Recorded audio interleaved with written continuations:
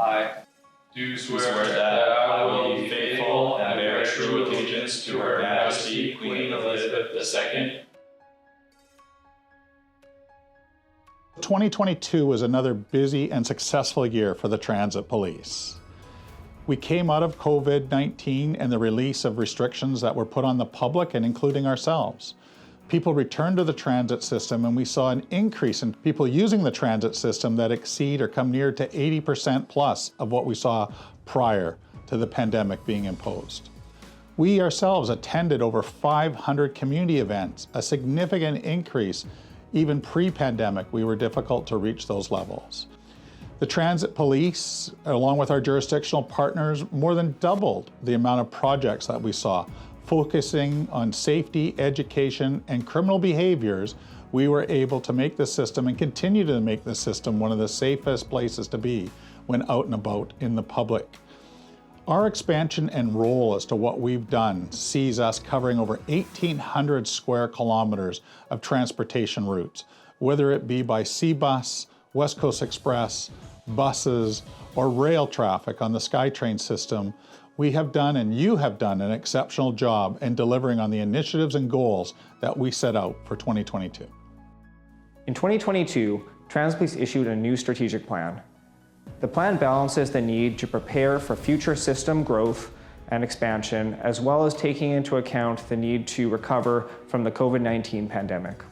There are several actions as part of the strategic plan, including the establishment of a community safety officer program, as well as the advancement of equity, diversity, and inclusion initiatives. The plan will take Transit Police through to 2026, which is when the Millennium Line Broadway extension is expected to open. The Transit Police continues to deploy both uniformed and plainclothes members out onto the system each day. Officers responded to an increased number of calls for service, both in terms of crime and mental health related issues. The total number of apprehensions where a subject was taken to the hospital to receive treatment by a physician was over 250, a 5-year high. Of note, Transit Police has a mental health constable who works with these individuals that are involved in ongoing calls for service and have chronic issues. The Transit Police Operational Communication Centre is the communications hub between frontline police officers, local police agencies, and transit staff. An important tool for our transit users is our 877777 text number. It allows passengers to discreetly report incidents of concern. Every day we receive numerous text messages ranging from everything from potential medical emergencies to damaged or stolen property to problem passengers. This allows our transit police officers and transit staff to respond in real time.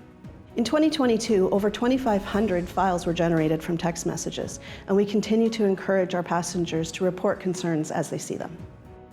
2022 saw the return of large in-person events, which required an operational planning or event planning position.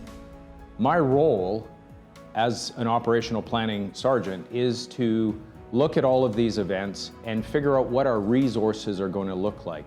That could be anything from a festival like Celebration of Lights to a larger event like Canada Day, or even small events like concerts. One of my other roles is as an naloxone coordinator. This means I train our officers and our volunteers on the use of naloxone. And since 2016, we have saved over 200 lives. In early 2022, Metro Vancouver Transit Police and the Vancouver Police Department investigated a series of over 24 incidents of bus windows being broken in the downtown east side. After a lengthy investigation, a suspect was identified and arrested. Other notable media stories involved a public advisory about credit card skimmers, several unprovoked stranger assaults resulting in public appeals for assistance, and a number of high-profile incidences involving weapons such as machetes, bear spray, and firearms. Weapons of any kind are not tolerated on public transit, and in each one of these cases, the suspect was arrested by officers.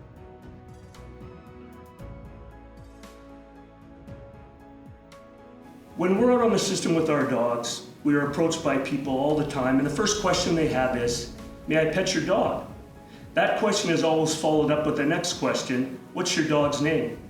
This is going to be an opportunity for our handlers to tell the stories of these two fine officers and what they've done for policing and the legacy that they've left.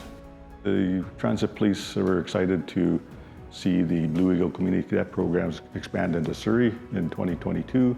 We have a program in Vancouver.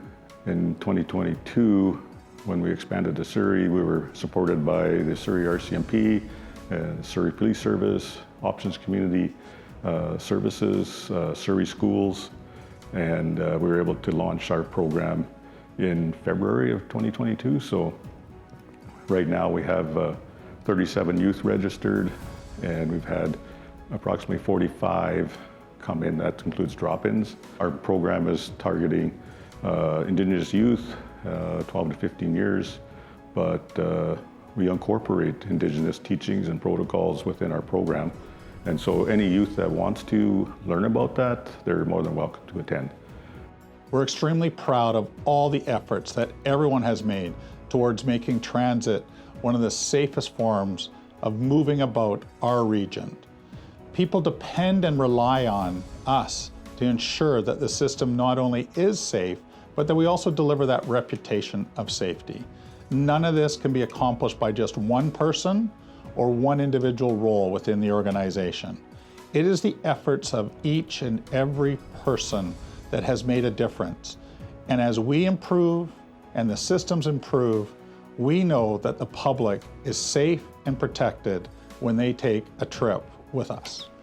As we move forward into 2023, we look forward to many new initiatives and continued ones that will strive to keep our success going.